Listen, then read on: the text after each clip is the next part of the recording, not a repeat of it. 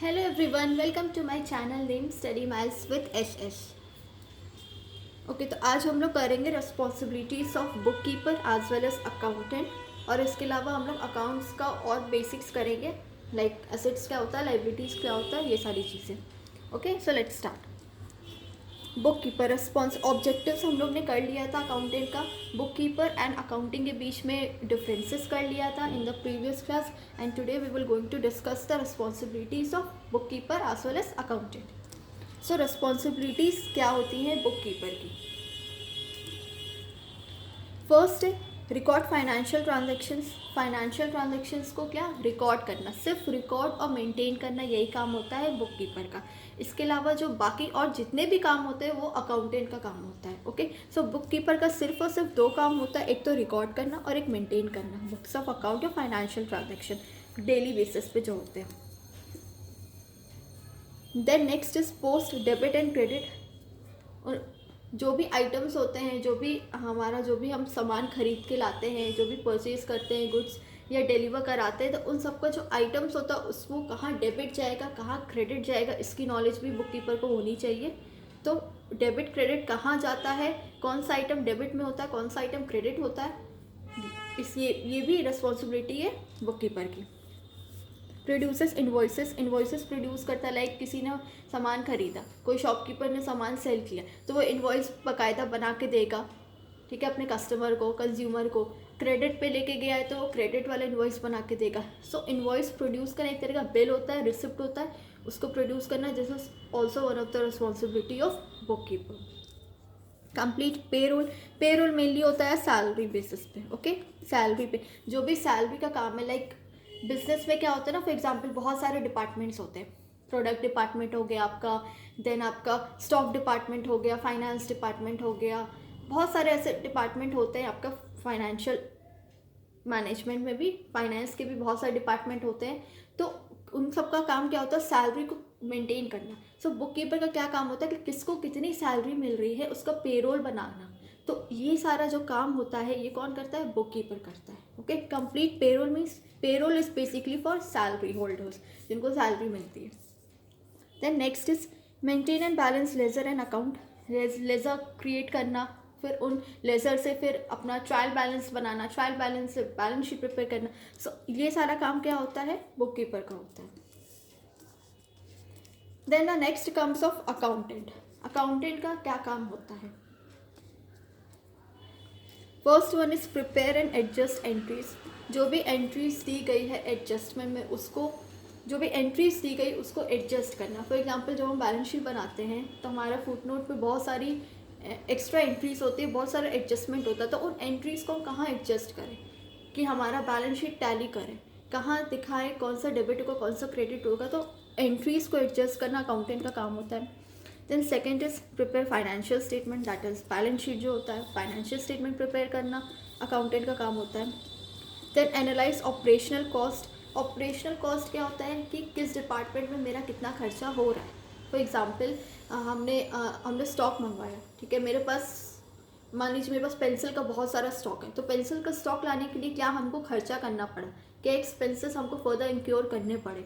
सो जो भी cost department का जो भी जितना भी प्रोविजंस जो भी कॉस्ट के रिगार्डिंग होगा वो सारा का सारा कौन मेंटेन करेगा, अकाउंटेंट मेंटेन करेगा. Complete income tax return file करेगा, जीएसटी रिटर्न फाइल करेगा. ये सारा काम किसका होता है, अकाउंटेंट का. Help company understand impact of financial actions. For example company, मान लो कभी कंपनी की ग्रोथ अच्छी नहीं हो रही है, तो फर्दर उसको क्या एक्शन लेना है फ्यूचर में कि हमारी कंपनी का गुडविल अच्छा हो, कंपनी की ग्रोथ अच्छी हो, प्रॉफिटेबिलिटी अच्छी हो. तो वो सारे एक्शंस जो भी लेने होते हैं वो अकाउंटेंट लेता है कि फर्दर हम ऐसा क्या काम करें कि मेरा कंपनी अच्छा हो. जो भी फाइनेंशियली जो भी एक्शंस लेने रहते हैं कंपनी के रिगार्डिंग वो कौन लेता है, अकाउंटेंट लेता है. चाहे वो सीनियर अकाउंटेंट हो या जूनियर अकाउंटेंट हो, वो लोग मिलके ही लेते हैं. Then next is ensures that the target is achieved properly. जो भी बिजनेस का टारगेट है मेरा, फॉर एग्जांपल मेरा बिजनेस का टारगेट है कि हमको पर डे हमको कम से कम मेरा 1 करोड़ का टर्नओवर होना चाहिए पर डे. सो वो टारगेट को अचीव कैसे करना है, क्या क्या स्टेप्स फर्दर क्रिएट करने हैं कि वो टारगेट को अचीव कर पाए. सो ये सारा देख रेख कौन करता है, अकाउंटेंट करता है. Then last one is helps in maintain goodwill of the business. Goodwill जो बिजनेस के लिए बहुत ही सबसे पैरामाउंट इम्पॉर्टेंट होता है, गुडविल किसी भी बिजनेस के लिए। अगर आपका गुडविल अच्छा है तो आपका सेल, ऑब्वियसली आपका सेल दिन पे दिन अच्छा होगा ही। अगर आपका गुडविल ख़राब है तो आपको फिर नए नए आपको टैक्टिक्स अपनाने पड़ेंगे कि आपका बिजनेस उन गुडविल को अचीव कर पाए। सो गुडविल को अच्छा मेंटेन रखना और क्रिएट करना गुडविल को, वो सारा काम किसका होता है? अकाउंटेंट का होता है। Hope so these two topics are clear to you. Responsibilities of bookkeeper and accountant. Okay. तो आज हम लोग थोड़ा सा बेसिक्स कर लेंगे अकाउंटिंग का, टर्मिनोलॉजी क्या क्या अकाउंट्स में आते हैं। ठीक है, फर्स्ट है हमारा कैपिटल। कैपिटल को हिंदी में क्या कहते हैं हम? पूंजी। ठीक है, पूंजी लगाना, जो भी बिजनेस में हम पूंजी लगाते हैं वो क्या होता है? वो कैपिटल होता है। That is called capital. Capital क्या है? It is the money invested by the owner of the business. ये ऐसा पैसा है जो कि बिजनेस का ओनर इन्वेस्ट करता है। कहाँ पे? अपने खुद के बिजनेस में। हम अपने खुद के बिजनेस में पैसा लगा रहे हैं तो क्या होगा? वो एक तरह का मेरा कैपिटल हुआ, वो हम कैपिटल लगा रहे हैं अपने बिजनेस में, अपनी पूंजी लगा रहे हैं। It is also known as owners equity. इसको हम ओनर्स इक्विटी भी कहते हैं क्योंकि ओनर का खुद का पैसा है, उसकी खुद की इक्विटी है। क्योंकि इक्विटी क्या होता है? एक तरह से जो हम लोन लेते हैं, ठीक है, वो हमारी एक तरह की इक्विटी होती है। तो वो ओनर खुद का ही ना लोन लगा रहा है अपने बिजनेस पे, तो that is why it is also called owners equity. Okay, so capital को हम कैसे निकालते हैं? बैलेंस शीट होता है। ठीक है, यहाँ मेरा लाइबिलिटीज़ होता है, यहाँ मेरा एसेट्स होता है। ठीक है, लाइबिलिटीज़ में मेरा कैपिटल आता है, करंट लाइबिलिटीज़ आता है, और एसेट मेरा fixed assets, current assets, investment ये आता है। तो मेरा कैपिटल कैसे निकलता है? जो भी मेरा टोटल एसेट्स है, जो भी मेरा यहाँ का टोटल है, यहाँ के टोटल एसेट्स में से इतना पार्ट, लाइबिलिटी वाला पार्ट पूरा हम डिडक्ट कर देंगे। टोटल एसेट्स में से हम, अगर ये लाइबिलिटीज़ वाला पार्ट है, इसको हम डिडक्ट कर लेंगे। इसमें आपका बीपी आता है, बिल्स पेबल आता है, करंट लाइबिलिटीज़ आता है, ये सारा जो हम डिडक्ट कर लेंगे तो मेरा क्या निकल जाएगा? कैपिटल निकल जाएगा। तो वही चीज़ यहाँ लिखा है, capital is equal to total assets minus liabilities. Okay, assets क्या है? Anything by the firm, anything that the firm get some benefit is termed as asset.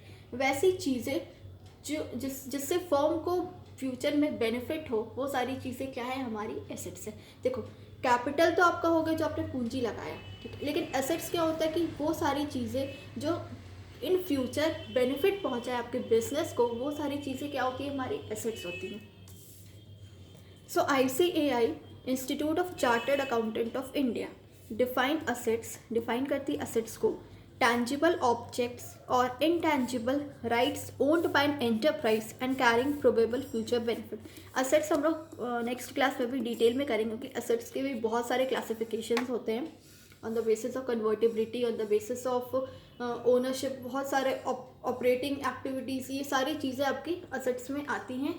तो हम लोग असेट्स को नेक्स्ट क्लास एकदम इलेबोरेट वे में हम लोग पढ़ेंगे। ओके, सो कह रहा है ICAI डिफाइन करता है टैंजिबल ऑब्जेक्ट। टैंजिबल होता है जो कि हम लोग टच कर सकते हैं, जो हम लोग देख सकते हैं, फील कर सकते हैं, महसूस कर सकते हैं। वो क्या होता है? जिनको हम देख सकते हैं और टच कर सकते हैं, दैट इज़ कॉल्ड टैंजिबल। महसूस नहीं कर सकते, सॉरी, फीलिंग वाली चीज़ इनटैंजिबल में आएगी। Which can be seen and touch, which can be seen and touch, जिनको हम टच कर सकते हैं और देख सकते हैं, वो सारी चीज़ें हमारी टैंजिबल में आएगी। जैसे प्लांट एंड मशीनरी, मशीन को हम टच कर सकते हैं, देख सकते हैं, वो असेट्स होता है। बिल्डिंग को हम टच कर सकते हैं, देख सकते हैं, वो मेरा असेट्स होता है। सो ये सारी चीज़ें किस में आएंगी? टैंजिबल में, ऑब्जेक्ट्स। और intangible rights owned by enterprise. Intangible में क्या होता है? जिनको हम ना देख सकते ना छू सकते, बट फील कर सकते हैं। फॉर एग्जाम्पल गुडविल, किसी कंपनी की गुडविल अच्छी है तो हम क्या, हम उसको फील कर सकते हैं कि हाँ, इस कंपनी की गुडविल अच्छी। फॉर एग्जाम्पल सैमसंग नाम से ही आपको पता है कि हाँ, सैमसंग अच्छी कंपनी है। क्यों? क्योंकि इसका गुडविल अच्छा है, इसका टर्नओवर अच्छा है, इसलिए आपको पता है कि हाँ, सैमसंग अच्छी कंपनी है, सैमसंग बेकार कंपनी नहीं है। बट कोई और लोकल कंपनी होगी तो आप वो फील कर पाओगे कि हाँ, ये लोकल कंपनी तो इस ब्रांड की चीज़ अच्छी नहीं होगी। सो वो क्या होती है? वो गुडविल होती है। सब कंपनी अपना अपना गुडविल मेंटेन करती है। सो इनटैंजिबल हमारा गुडविल आ जाता है, पेटेंट आ जाता है, किसी चीज़ का कॉपीराइट होता है वो आ जाता है। ब्रांड का नाम, सो ये this all item comes under intangible. Okay, enterprise and carrying probable future benefit, वैसी चीज़ जो हम फ्यूचर में हमें बेनिफिट दे, उन सारी चीज़ों को हम क्या कहते हैं, एसेट्स कहते हैं। Okay, so assets we will do this particular topic in the next class in a very simplified way. Okay, so assets next class में हम लोग करेंगे डिटेल में। सो अभी फ़िलहाल मेन रिस्पॉन्सिबिलिटीज़ था अकाउंट बुककीपर और अकाउंटेंट का। तो होप सो वीडियो आपको पसंद आया होगा। पसंद आया तो प्लीज़ शेयर करिए अपने फ्रेंड्स के साथ। ओके, और रिवाइज़ करिए, रिवीजन करिए, स्टार्ट करिए, क्योंकि अब जो जून 2021 में हमारा कब हो जाएगा NTA UGC नेट का पेपर किसी को नहीं पता है। सो रिवीजन थारोली करते रहिए on a daily basis. Okay, so till then bye everyone, take care.